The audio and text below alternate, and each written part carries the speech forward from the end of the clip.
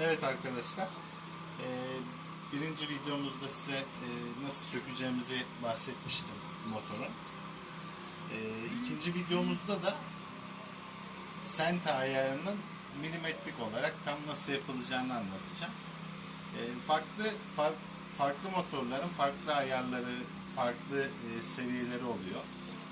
Ancak videonun başında da bahsettiğim üzere T-Jet Fiat'ın ayar kısmı şu şekilde. Şu gördüğünüz olduğunuz aparat aslında motorun pistonlarının ölü noktaya çıkartabilmemiz için kullandığımız bir aparat.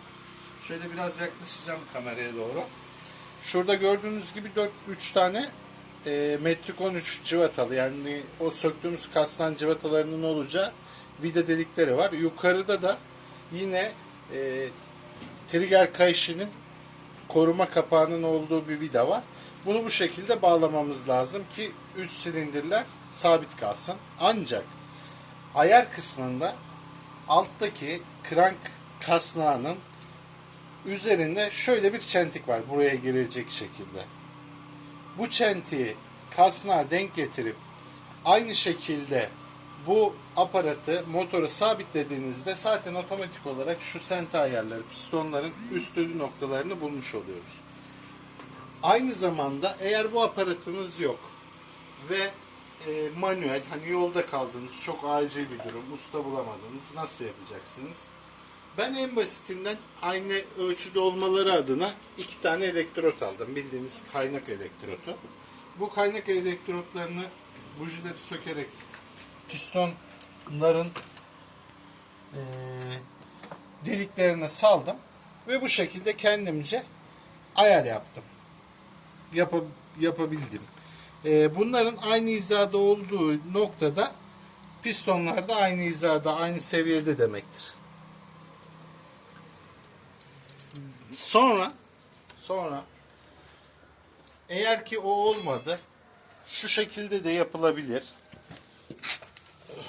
Şurada görmüş olduğunuz bir tane çentik var. Kasnağın üstünde şu çentik. Bu çentik şu dişlinin üzerinden şuraya da denk geldiğinde pistonların üst ölü noktasını bulmuşsunuz demektir arkadaşlar. Bu da ayrı bir ayarlama tekniği. Valve'lere geldiğimizde de subaplara, şu aparat olmadan maalesef subapların kapalı konumunu alamazsınız. Bu aparatta onu imalat yerinden almıştım, 35 lira civarında. Eğer ya ben bunu nereden bulacağım diyorsanız şöyle göstereyim.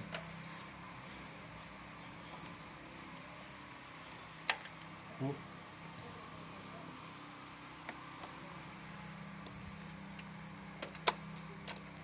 yaylı bir aparat.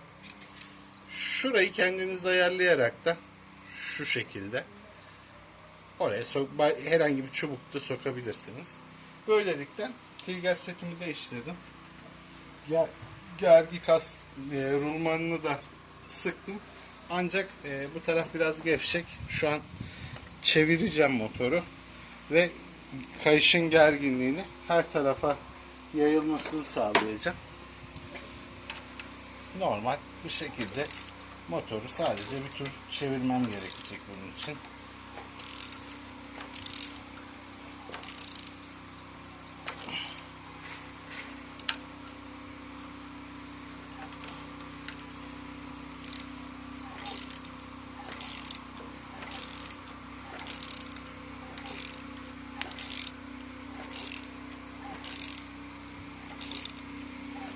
Bu çevirmeniz aynı zamanda kayışın kendi yerini bulmasını da sağlayacak. Az önce bu kayışın bir miktar böyle dışarıda olduğunu görüntüden gördünüz mü bilmiyorum ama biraz dışarıya kaçmıştı. Böyle bir tur falan kadar, bir iki tur çevirdiğimde kayışın da kendi eksenine denk geldiğini göreceksinizdir. Gerginliği de dağıldı. Şu an gayet iyi. Bir öncekine göre biraz daha gerilmiş ve normal. Çok gergin olması da çok iyi değil. Çünkü bu sefer rulman yataklarına zarar verecektir. Gayet güzel. Söyleyeceklerim bu kadar arkadaşlar. Sonra motorumuzu toplayacağız. Eğer aklınıza takılan sorularınız olursa yorum kısmından yorum yapabilirsiniz. Dilimin döndüğünce, bilgimin yettiğince cevap veririm size. Görüşmek üzere.